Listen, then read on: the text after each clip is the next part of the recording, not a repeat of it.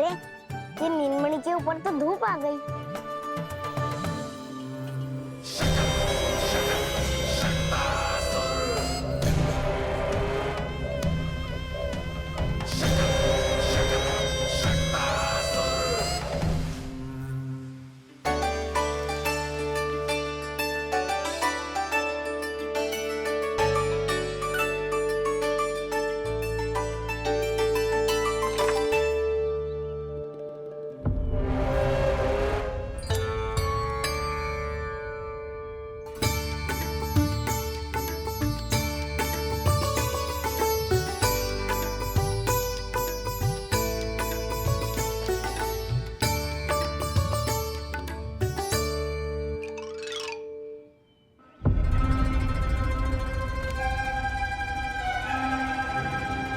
ये धूप तो बार बार आ रही है नीलमणि पर, किंतु ताई जी की बात भी माननी है।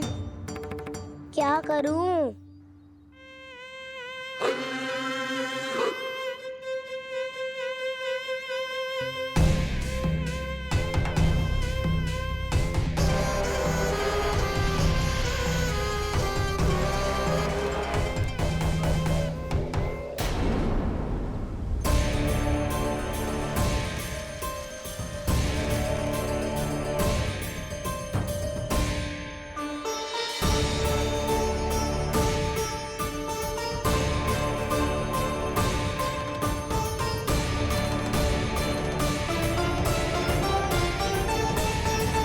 जे उज्जवल भी ना एक कार्य ठीक से ना कर सकता। कहाँ है लल्ला?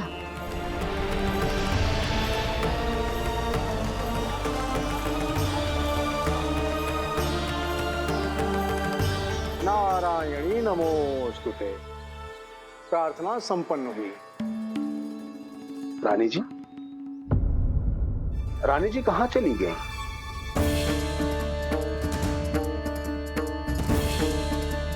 वो रहो, उज्जवल ने तो पक्की छाव में कर दियो है। मैं व्यर्थ ही क्रोधित हो रही थी। यशोदा, पूजा का संकल्प लेने के पश्चात ऐसे ऐसे उठकर जानो ठीक ना है।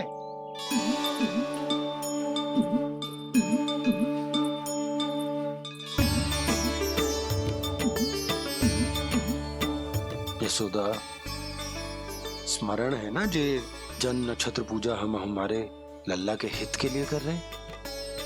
ओम सहना भवतु सहनो भुनक्तु सह वीर्यं करवावहै तेजस्विनावधूत मा विद्विषावहै। ओम भद्रं कर्णेभिः सूर्यां देवं।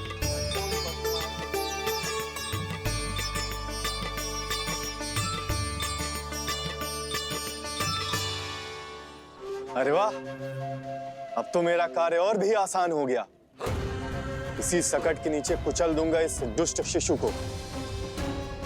महाराज कंस को उनके जीवन का सबसे शुभ समाचार दूंगा मैं। मेरी आशा है महाराज कि इस बार भी आपकी आशाओं पे कहीं हिमपात ना हो जाए। उत्कच उत्कच अपना कार्य अवश्य करेगा अस्ति, बल्कि अब तक तो कर भी चुका होगा। बस अब कुछ ही क्षण में शुभ समय।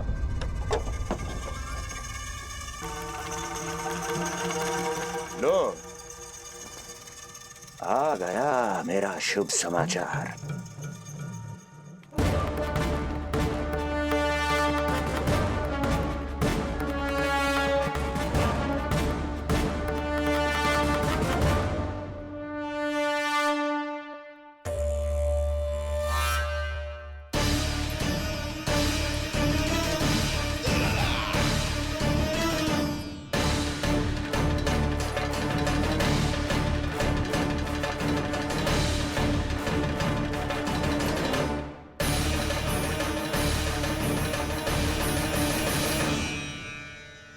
शुभ समाचार की प्रतीक्षा कर रहे थे आप, पर आया कौन? अपशगुन। देवकी, वसुदेव, तुम दोनों यहाँ कैसे? मथुरा नरेश, हम दोनों आपके पास एक विनती लेकर आए।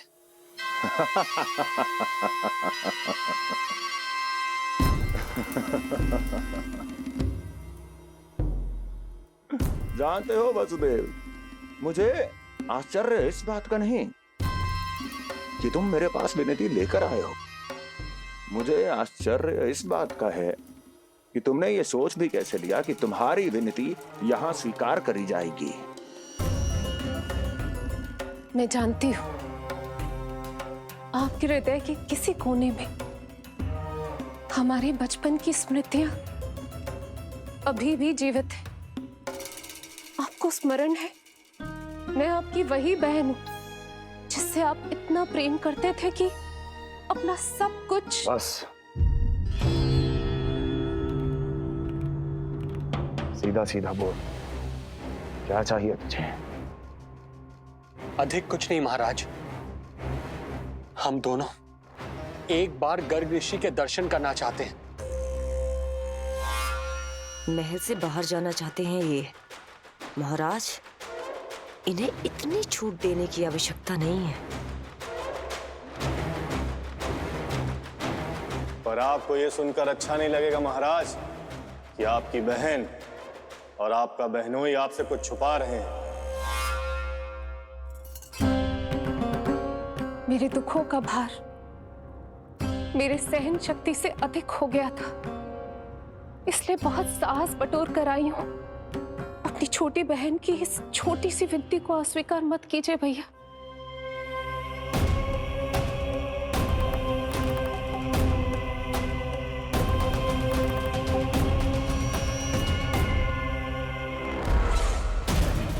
छी छी, कैसा भाई हूं मैं। मेरी बहन और मेरा बहनोई सामने खड़े हैं और मैं एक अभिमानी सम्राट की तरह इस सिंहासन पर बैठा हूं। छी, नहीं नहीं, ऐसे हाथ जोड़कर मुझे लज्जित ना करें। अरे हाथ तो मुझे जोड़ने चाहिए आप दोनों के सामने। ए देवकी, क्या तेरा भाई इतना निर्दयी है क्या? अरे तेरी एक छोटी सी इच्छा भी स्वीकार नहीं करूंगा क्या? क्या चाहती है? गर्ग ऋषि के आश्रम जाना है तो जा। कुंवर जी, आप तनिक भी चिंता मत कीजिए। कंस अपने परिवार की इच्छा पूरी नहीं करेगा तो किसकी करेगा? आप बस यात्रा की तैयारी कीजिए, आपकी यात्रा का प्रबंध शीघ्र ही हो जाएगा। धन्यवाद मथुरा नरेश। बहुत बहुत धन्यवाद भैया। ठहरिए।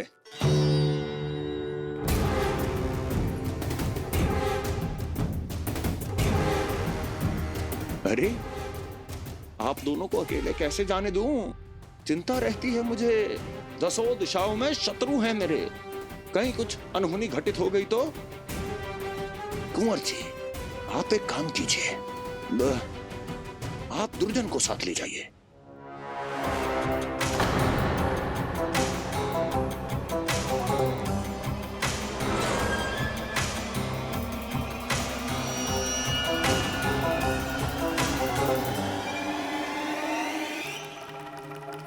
जो आ गया महाराज।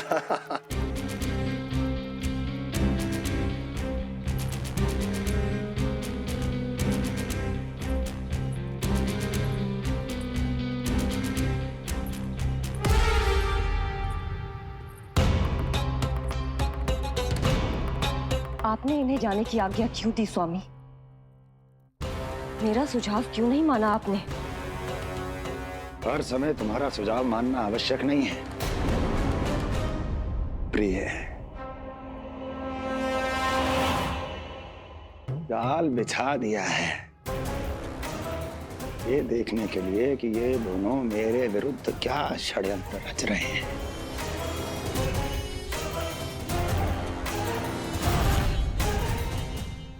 पूतना और सूक्ष्म बुद्धि की तरह मैं तेरे जाल में नहीं फंसूंगा विष्णु अवतार।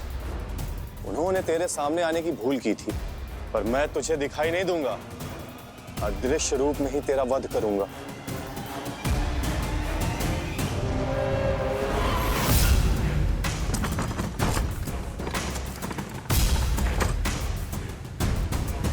तेरी मां तुझे साधारण से धूप से बचाना चाहती थी, क्या दशा होगी उसकी जब मैं तुझे सकट के नीचे कुचल दूंगा।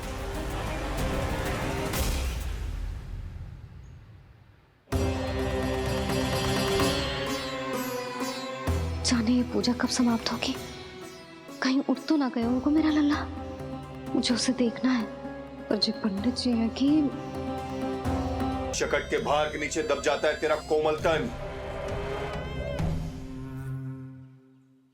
यशोदा, पूजा समाप्त होने वाली, आरती को समय हो रहा है। लल्ला सुरक्षित है, चिंता ना करो। कितना नन्हा सा है तू, फिर भी तूने महाराज कंस की रातों की नींद, सुख चैन सब छीन लिया। अब मैं तुझसे तेरे प्राण छीनूंगा। तैयार हो जा।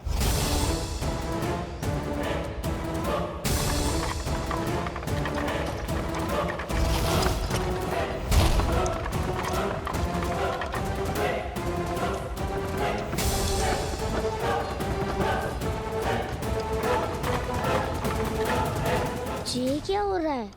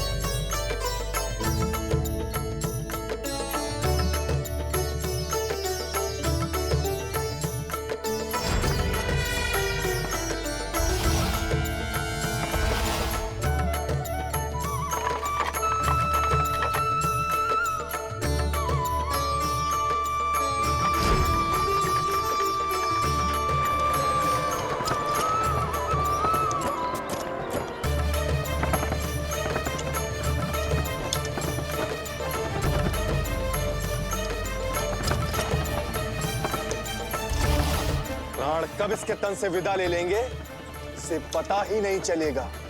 ताई जी! यशोदा ताई जी!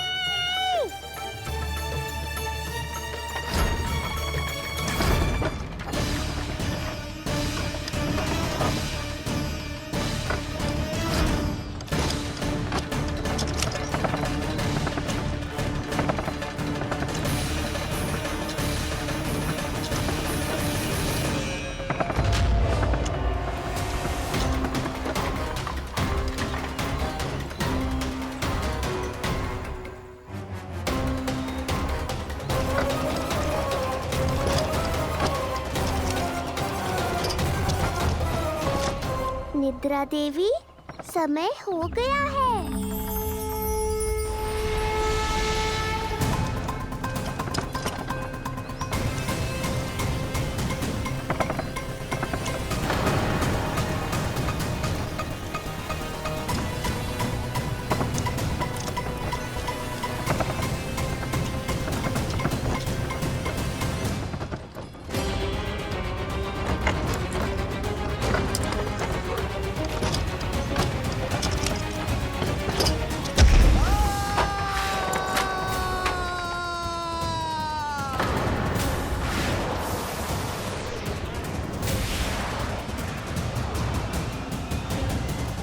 बोलो श्री नारायण भगवान की जय।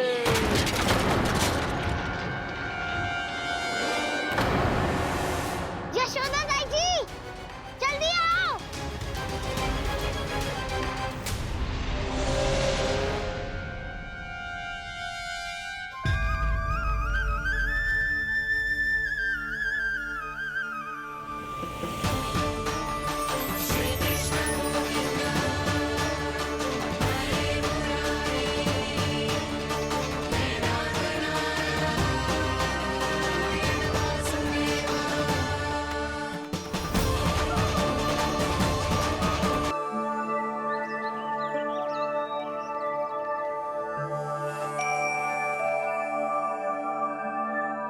आज तुम्हारे छोटे भाई की जन्म नक्षत्र पूजा और उत्सव है, किंतु मुझे क्षमा करना पुत्र, मैं चाहते हुए भी तुम्हें वहां नहीं ले जा सकती।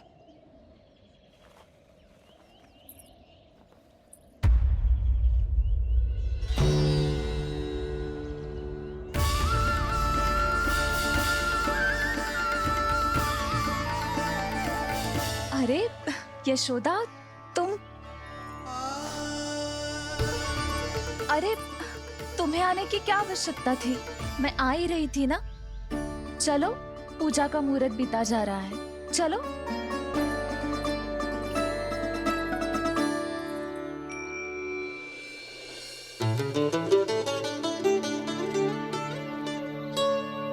कहाँ रह गई ये दोनों?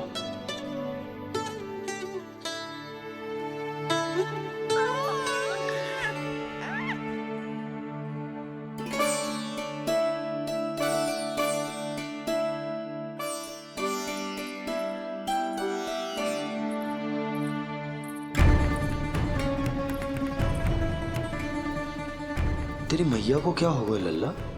जाते समय तो इतनी उत्साहित थी और आते हुए मुंह इतना उतरा हुआ है जैसे किसी ने इसकी बछिया। श्री नारायण भगवान की जय।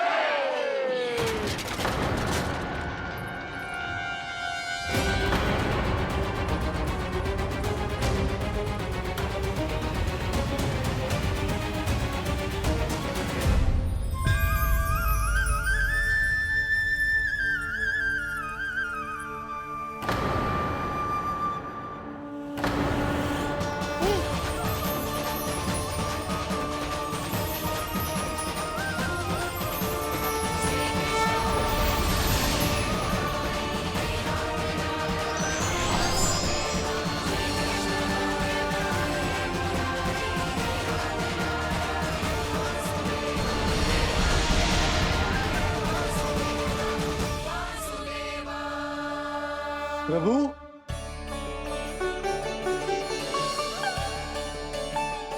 प्रभु, मैंने आपके अवतार को हानि पहुंचाने का प्रयास किया, फिर भी आपने मुझे दर्शन दिया। देने ही पड़े।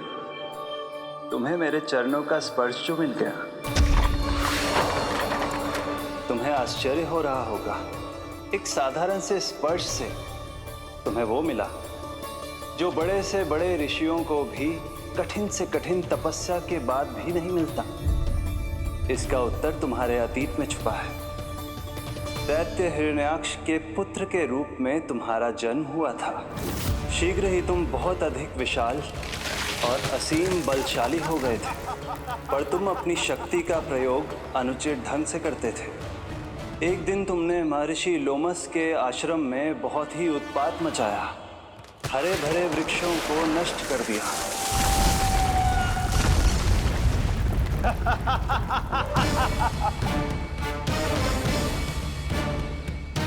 देख क्या रहे हो ऋषिवर? ये विशाल वृक्ष भी मेरे इस विराट तन के आगे कुछ भी नहीं है। जिसे स्वयं अर्जित तक नहीं किया, उस तन पर इतना अभिमान। तो सुन ले, जिनसे तेरा तन बना है उन्हीं पंच तत्वों में इसी क्षण ये विलीन हो जाएगा। ये मेरा श्राप है तुझे, मेरा श्राप है तुझे।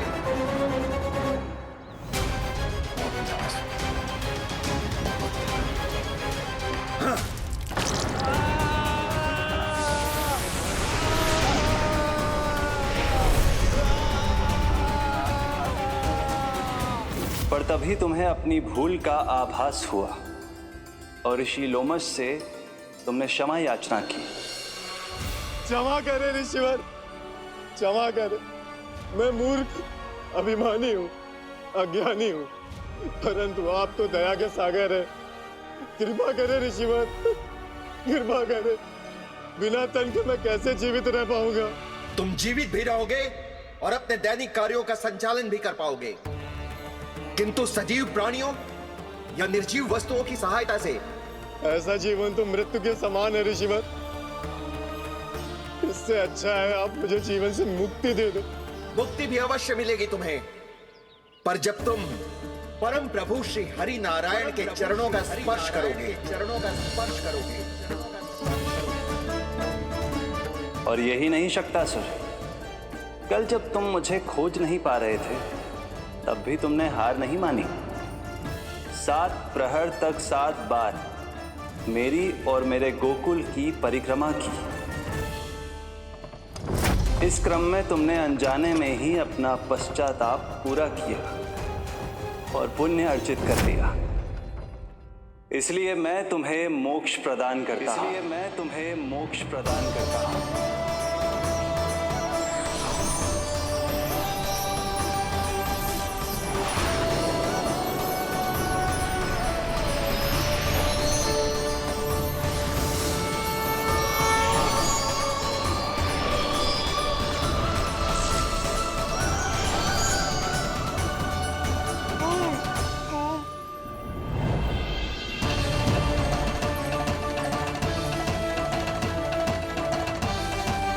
यशोदा ताई जी, जल्दी आओ। नीलमणि, मेरा लल्ला, लल्ला, तुझे कुछ हुआ तो ना है ना? तुम ठीक तो है ना? मेरा नीलमणि, मेरा प्यारा बच्चा।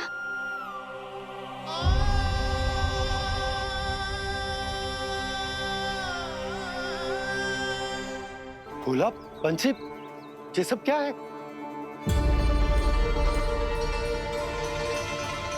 उज्जवल, ये किसने करो है? और देख, कहानी मत सुनाइयो। उज्जवल पुत्र, कैसे हुआ ये सब? किसने किया? और किसने? महाबली, नीलमणि ने बड़ी ताई जी।